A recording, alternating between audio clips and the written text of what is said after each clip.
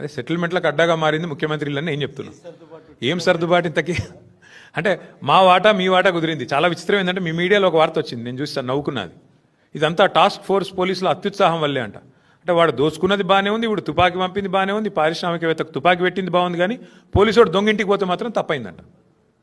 Police వాళ్ళు వాళ్ళ duty చేయబోయి దొంగ ఇంటికి పోయి దొంగను పట్టుకునే ప్రయత్నం చేస్తే మాత్రం పోలీసు వాళ్ళు అత్యుత్సాహం వల్ల జరిగిందంటే ఇదంతా. అంటే ఎంత చండాలం, ఎంత అరాచకంగా ఉందో ఈ రాష్ట్రం, ఈ పరిపాలన. ప్రజలు మొహం మీద ఉంచిన చివరికి తుడుచుకొని పోయేంత. నేను అడుగుతున్నా, రేవంత్ రెడ్డి కంటే బలహీనమైన ముఖ్యమంత్రిని ప్రపంచంలో మీరు ఎక్కడైనా చూసినరా? ఒక మంత్రి కుమార్తె నిన్ను సీదా అంటుంది ముఖం పట్టుకొని, నువ్వే తుపాకి ఇచ్చినావు అని. నువ్వు ఆ మంత్రిని తీసే దమ్ము కూడా లేదు నీకు. నువ్వేం ముఖ్యమంత్రివా? నాకు అర్థం కాదు. నువ్వు ముఖ్యమంత్రివా?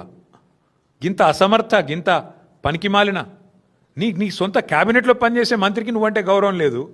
ఏ ఒక్క మంత్రికి లేదు, పని ఆమెకే కాదు, ఏ ఒక్కడికి లేదు. జూపల్లి కృష్ణారావు నీకు వ్యతిరేకంగా ఉత్తరమే రాసిండు, ఆయనని తీయలేవు. కోమటిరెడ్డి వెంకటరెడ్డి తెల్లారలేస్తే నేను పక్క తీసుకుపోయి తిడుతూనే ఉన్నాడు, ఆయనను ముట్టలేవు. నువ్వేం ముఖ్యమంత్రివా? నాకు అర్థం కాదు. ఒక్క మంత్రికి నువ్వంటే గౌరవం ఉందా? ఒక్క మంత్రి శాఖ మీద నీకు పట్టుందా? పంపకాల్లో వాటాలు పంచాయతీలు తప్ప ఏముంది చెప్పండి రాష్ట్రంలో?